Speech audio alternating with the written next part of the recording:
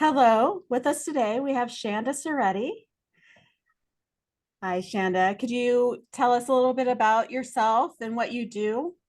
Yeah, sure. So, first of all, thank you for inviting me here today to share with everybody. I'm so excited to dive into this conversation. So, a little bit about me. Oh, I love this question because it's just fully loaded, and we'll see what comes from this. So, first of all, I am a mom, I am a daughter, I am a sister, and many other things. I like to call myself a heartpreneur, meaning I live and lead with my heart, both in my business and my personal life. A certified health and life coach, also a transformational coach. So, when it comes to my business, I work with people who have unresolved trauma or things from the past that are affecting them here and now in the present. And I help them work through that so that they can move into the things that they want to create to really create that life that they dream of or that vision that they have from themselves, but they don't allow themselves to go get. So that's kind of the business side. And more personal side, I'll share a few things about me. I am obsessed with my own personal growth journey. I love nature. I love animals. I love connecting with anything outside. Um, Big into kind of clean living, healthy living, and like I said, I'm obsessed with coaching and personal development and growth and anything to do with kind of evolving as a human. Sign me up. That is what I'm all about. And what got you started in that self-development and really just rolling on this obsession and coaching? So I don't know if it was one singular moment or thing, but what always comes up for me is reaching a point in my life. So, a little bit of backstory. The reason why I coach and help others with their own trauma is because I also have my own trauma background. And I reached a point in my life where my past was affecting me so much that my life was absolutely miserable, right? So I did what I now call a life audit one day. And I sat with me and I kind of evaluated what is happening in my life from a point of non-judgment, right? I didn't beat myself up about the things. And to be honest, it was kind of an uncomfortable process because I put everything up on the table. I put the good, I put the bad, I put the ugly, I put everything. Right. And what I was seeing was how unhappy I was, how unhealthy I was, and how um, I felt like the weight was on the weight of the world was on my shoulders, right? Like I felt like this was being done to me, right? Right. So there was a moment where it just kind of clicked, and I was like, wait a minute, none of this is being done to me, right? This is all, first of all, being done for me because I'm being called to step into something greater and really change my life. And when I mean change my life, I literally did that overnight. So there's a saying where we think it's hard to change, we think it takes a long time to change. But my belief and my own personal experience is that we change in an instant. What takes the time, what is painful, what is uncomfortable is making the decision to change or not. So I reached a point in my life, I drank, I smoked, I did drugs, I was very unhealthy, I was very overweight, all of these things. And I got real with myself and I said, okay, things have to be different because I know there's something better for me out there and I want to find out what that is. So overnight, I literally did a life overhaul. I stopped drinking, I stopped smoking, I stopped doing drugs, and I completely started eating in a different way. I actually started juicing, which is not eating at all, in a Right. very healthy way. But anyway, so I just revamped my whole life, and that was 9 years ago in March. So I just passed my 9 year sobriety and really the beginning, the precipice of this journey for me.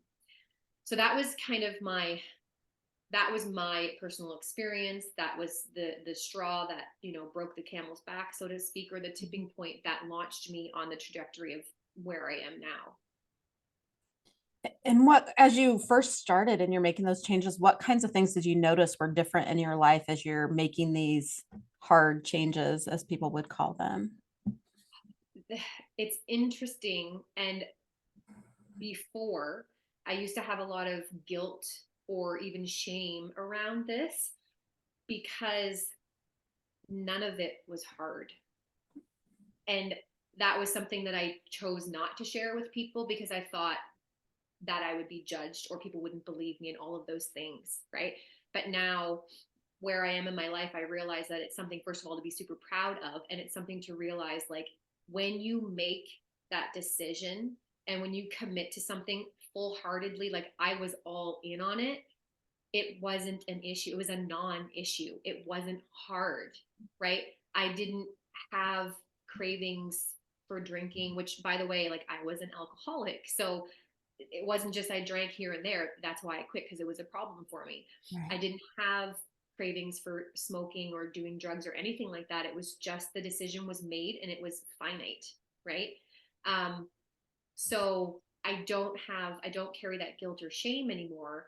And because I want people to understand that, sure, it might be difficult for some people, but it doesn't mean it will be difficult for you. It's a possibility, but Right. again, it's not an absolute. It's not a for sure thing. It can be easy. Right. Yes, because not everyone's healing journey looks exactly the same, Yeah. right? So tell me a little bit about your business and what you do and who you work with. Yeah. So, um, I, like I said, I've gone through 4 certifications. So I started more in the health realm of things. That was from my personal journey. It's just where I was 10 years ago. So I started there, and then I shifted into life coaching, and then shifted into what I do now, which is more trauma based coaching, and transformational coaching. So I work predominantly with, not exclusive, but I work predominantly with parents, women who are stuck, right? And what's happening in their lives is usually depression, anxiety, people pleasing, overthinking, all of the things. And the reason why I chose parents, I'm a parent myself, right? I have my son will be 8 on Monday. And I find it so powerful to work with parents because, as we know, children are sponges and they pick up everything, right? So when we have unhealed wounds, we unknowingly pass those down to our children like a suitcase. Here you go, right? So working with parents allows me to facilitate a healing process for them, but it also allows them to be able to, I don't really want to use the word course correct, but become aware of how they may have been passing that stuff down, and then heal with their children too, so that generational trauma doesn't continue to get passed down anymore. It stops with the parent, right? So it's very powerful. It's something that, you know, my heart is fully invested in, and something that I'm really excited to do and to share. Right. So you get to not only impact the parents' lives, but the lives of children. That's really beautiful. Yeah, and I mean, that is the beauty of this work in general as well, is that I might work with one specific area with somebody, or it might branch out to all the areas in life. But whatever we work on is very transferable. I like to say that coaching is so transferable because, for example, we might work on a specific trauma, or unresolved trauma, Mhm. right? But you can take that and you can use the same skills and resources and strategies and use them, say, in your money blocks, and figure out what's under there, right? So everything is transferable and it creates a ripple effect. So by healing you, because that's where we get to start first, we cannot Right. heal anybody else. We heal us. By doing that, it ripples out into every single person that is in our lives. So our children, our spouses, our family, our friends, our coworkers, and it just keeps going. Strangers, right? That you meet on the street or at the grocery store. Right. So it is just a beautiful energy, and once you step into it, it's just something that truly, I from personal experience and coaching other people as well, it transforms your life, right? Really, Right. truly. Right. And if somebody wanted to get a hold of you to look into your services and see if you're a right fit, how would they get a hold of you? So I put lots of content out there. I have a, if you went to my personal Facebook profile, I post there every day. So you can do a lot of reading about, ways to start healing, how to start noticing it, bring up curiosity, all the things. I share lots of things on my personal profile. I also have a private group, so people can come and they can join that private group that is called The Nest, Healing Unresolved Trauma. And so you can come in there. There's a few questions and you'll be able to come right in there. I also post in there daily. I also have a wonderful email list that I like to email a couple times a week just to, again, add that extra value, give you more resources and tools, share upcoming events or things that I might be working on.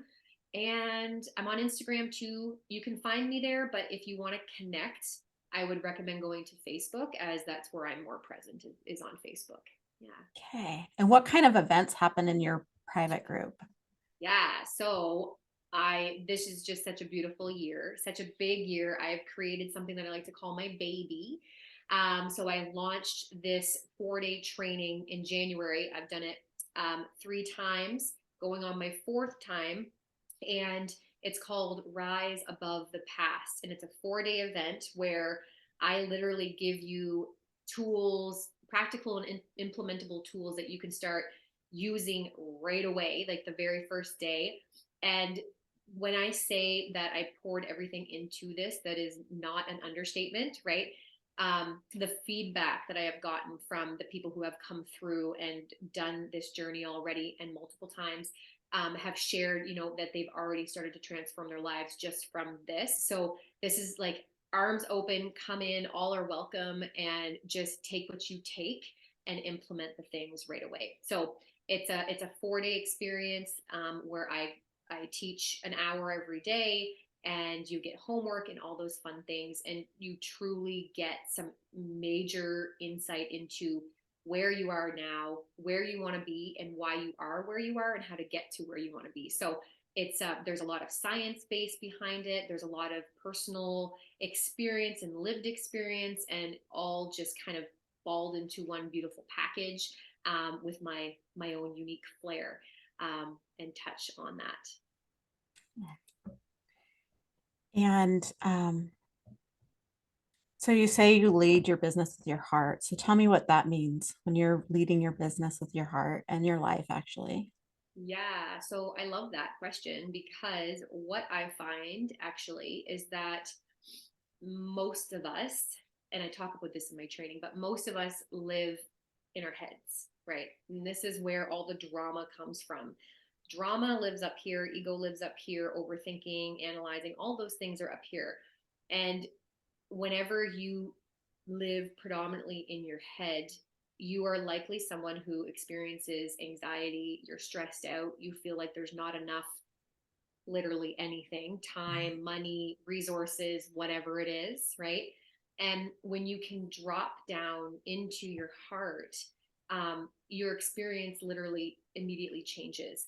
And I will give you a little bit of science behind it, because why not? We're here. Let's Right? just do it. Exactly. So, our body is always communicating, right? Our body's communicating to us, we're communicating to our body. So, there's always conversation, information being passed. So when you specifically talk about head and heart, they're in communication all the time. When you live in your head, you're only absorbing or paying attention to 20% of the information that's happening in your body, because 20% of the information is happening from your head to your heart. So it's your head talking to your heart, and 80% is from your heart to your head. But when we're up here all the time, which by the way, 99% of society is, we're missing 80% of our own intuition and our own information, right? So think of, like, if you just kind of do a little life audit, for example, right now, look at your life and just kind of lay it out on the table. whatever you see is only 20% of your full capacity. So think of this excites me because I know there's different perspectives that come from here, but my perspective is always, if we're only at 20% capacity max right now, think of the 80 that you have, like it's untapped, you haven't even gotten into and tapped into yet. So for me, I see potential, I see opportunity, and that inspires me to want to encourage people to open that up and really dive into that and take a look at that, and open up your mind, right? Open up your heart to, what do you want? Like, what do you actually want to create? Because that is what's available to you. And it's also where you hold yourself back the most, which is why you haven't created it yet. Right. See, it's like a cycle. Right. Yeah. Right. And so what's one thing somebody could do to get more into their heart and less into their head? Yeah. Okay. So, like, probably the most simplistic way to get out of our head and into our heart, which also is called somatic experiencing, right? About experiencing in your body, would be any type of breath work. Okay. So, a simple exercise that I'll share with you is something that is called the 5-5-7 breath. Okay. So, what you do is you inhale through your nose very slowly for 5 seconds. You hold your breath at the top for 5 seconds, and you exhale through your mouth for 7. So really notice that your exhale is a little bit longer than your inhale and your pause. And what that 5-5-7 breath actually does, there's a whole science behind it. You can go look it up. It helps you calm the nervous system. So, by the way, anybody who has anxiety or depression or even overthinking, because that's where anxiety and stress comes from, Right. um, if you can use this breath, this technique, this breath work anywhere, right? Not when you're driving, okay? Not when you're driving, right? Be very careful what you're doing, but Right. you can use this anytime, anywhere, and within seconds, you will be able to calm your nervous system, right? And then go forth and keep creating whatever it is that you're creating from a more relaxed place. And side note here, this is something that I do with my clients before we get into any of our sessions, is that when you're on a healing journey and you're using healing tools, right? You want to kind of prime your body before you go into those modalities. And a really simple way, again, is connecting with your breath. Okay. Because when you connect to your breath, again, it relaxes the nervous system. And that is the prime state for healing. It's the optimal healing state, is when we're in the relaxed state. You can't heal when you're stressed out, right? Like everything literally just bounces off you. You don't absorb anything. So before you journal, before you meditate, before you paint, before you listen to music or dance or whatever it is that you do, that is a healing modality or technique for you, tune into your breath, even for just a few moments, and then proceed with whatever the healing is. Wow. Thank you. You're Thank welcome. you. So you're giving a free gift away. Can Yes. you tell us a little bit about what your free gift is? Absolutely. So, my free gift is 7 ways to identify where you're getting stuck. Okay. 7 ways to find out where you're stuck and how to get unstuck, essentially. So, this is a downloadable PDF, which you can get your hands on it. Carla will share the link with you. And you just go ahead and download it, and it's going to lay out the 7 different areas that are likely popping up for you. Might be one, might be all 7, and then it'll take you through a process on how to clear those blockages that are coming up for you, and then how to actually start moving forward to create a different experience in your life. So this is like a very, very powerful tool. Again, you'll want to get your hands on this. And this also encompasses the work that I do in the 4-day event, right? The Rise Above. It's all about our mindset and our thoughts and the power of our thinking and our words. Okay. So if you want to learn more, go ahead, grab that freebie, get your hands on it, explore. And if you have any questions, you'll know how to reach out to me with any questions, because again, Carla will post that information for you. Yes. And what are an example of some of those 7 areas so they kind of know what kinds of things are on Yeah. there? Yeah, so the one that's coming up for me first, and that's likely because this is the work that I do with people predominantly, is so they're all different thoughts or thinkings, right? So Mhm. they're beliefs, limiting beliefs, right? There's a lot of work around this for a reason Yeah. because it's so impactful. And so one of the ones that is very prominent with the line of work that I do is that victim mentality, right? So we have a victim mentality where, like I mentioned when I was sharing my story, things are being done to me. Right. This person is affecting me. This is happening because of this, right? So it's moving out of victim mentality where you feel things are being done to you, and changing your perspective so that you can step into being able to take full responsibility for your life, right? And stepping into that empowerment of I am the creator of my life, right? I am not a product of my life. I am the creator of my life. So it's very different. It's very powerful. And that's just one example, and there's 7 of them. And I give examples under each one too. So your belief might not be that main one, but you'll see underneath some examples, and it'll allow you to identify what are the beliefs that you hold on to and you live your life through right now, right? The ones that are holding you back, the ones that are keeping you feeling small or like you're not enough or you don't deserve or you don't belong, right? So it's things like that to really start to gain the awareness, first of all, of how we're thinking, because most of us are just disconnected from our own thinking. We don't even realize what's on autopilot in our Right. brain. So Right. it's an opportunity to connect to yourself, be super honest with yourself and vulnerable, and in doing that you'll be able to start healing those parts of you that want to be healed. Right. And start truly being empowered. Right. Yes, right. Right. Yeah, absolutely. So, if there was one thing, and I know you've talked about breath and so many things, if there was one thing somebody could do to start on their healing journey because they're just starting out, not sure really what to do, what would be the one thing that you would say to start with? Yeah, okay.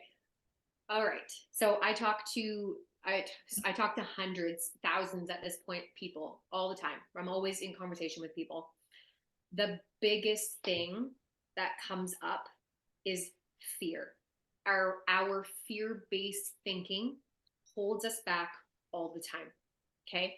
So what I want to share is that no matter where you are in your journey, the beginning, the middle, there is no end, by the way, but no matter where you are in your journey, on your journey, fear will always be with you, right? The difference is this, there's a few differences. Right now, if you are someone who makes your choices from a place of fear, fear is in the driver's seat in your life. Okay. And from that place, you cannot create anything new and you will not have any new experiences. So you will stay as you are, you will stay status quo. Right. And if you're fine with that, that's fine, right? To each their own. You get to decide what you want to create. Okay. Now, if you once you embark on this journey, so once you're like, okay, listen, I understand that no matter what I do, fear is going to be present. Right. But instead of letting it be the driver, I'm going to put it in the passenger seat for starters. And then once you start making decisions with fear alongside of you, you'll get better at doing this. And then fear will be in the back seat. Okay. And there's no real impact from the back seat. So it's not about, I feel like a lot of people have kind of a misconception around what healing is. Healing is not about not experiencing certain emotions or feelings or experiences. Healing is about experiencing everything Right. and being okay. Okay. So I still have moments of feeling fear and anxiety and frustration and anger. Those come up in my life, but I'm at a point now where, first of all, I can identify it and I know what's happening and I can have a different reaction or experience with it. Right. So we become less reactive to the emotions that happen and we allow them to be there. Because it's not about, again, it's not about trying to shut something off. or like literally think of like removing a limb. Like I don't want to be angry ever again. I want to deny that part of me. Right. That's not what we're doing. We're Right. healing those parts. So it's actually the opposite of what we think. We think, I want to cut it off. I don't want to experience it anymore. But in reality, what we need to do is embrace it, accept it, and love it. Okay. So the process in my eyes and what I teach my clients is that this is a process of accepting yourself as you are right here. Go look in the mirror and you get to accept everything about you. You get to love the stubborn side of you. You get to love the I was gonna say bitchy, but you get to love the feisty side of yourself. Right. You get to love the person who gets upset or cranky, right? Because those are all parts of what make you you, right? And when you can learn to embrace them, because again, your emotions are only trying to teach you something, they're trying to communicate to you, right? Right. And an emotion is in your body. So, what did we say earlier? When we're not in tune with our body, we're only getting 20% of the information. So, what you're missing is that 80%. Okay. Right. So, I don't know if I've answered your question. Probably not. No, you Gone did. on a long tangent, but hopefully just really helping people gain the awareness of like what might be happening for me and how can I kind of move around. So going back to my original thought was the fear-based thinking. So my advice, not that I give advice, but I will say this: do not let fear drive your life, because all fear is going to do is hold you back. That's its job. That is its job, to keep you safe. So long as fear is in the driver's seat, nothing new will be created. So you get to make the decisions even though fear might be present, and it gets to be okay, right? You get to tell yourself you're safe. Right. Because fear will keep you in the same place. And if you want to move forward, you're going to have to step through Yeah. fear. You invite fear to come along with you. That's it. Yeah. Yeah. Okay. Any last minute things you want to say before we let them go? Um, so many things that I want to say. Always so many things. Um, I really want to encourage you to take that next step, whatever that is. Literally, if it's, signing up for something, if it's hiring a coach, if it's starting the meditation practice that you've been wanting to, if it's starting to go for walks in the morning, eating healthy, whatever that thing that has been nagging you, step into that. Take that first step. There's a reason why it keeps coming up, and it's an invitation, right? And we get to answer those invitations with a yes, even if fear is present. Okay. So take the first step. That's the first step, I promise you, is the hardest. After that, I'm not going to say it's gravy, but it gets easier. Yes. Thank you so much, Shanda, for everything you've shared. And everyone, I can vouch for Shanda has the most amazing groups and just working with her. And she truly does lead with her heart. And you, if she really resonates with you, um, I'm telling you, you won't be sorry if you reach out to her group to click on the page, get her free gift. The link's on the page, and just really just get to know her, and you will be happy you will have. No. Thank you so much. Thank you. Thank you again.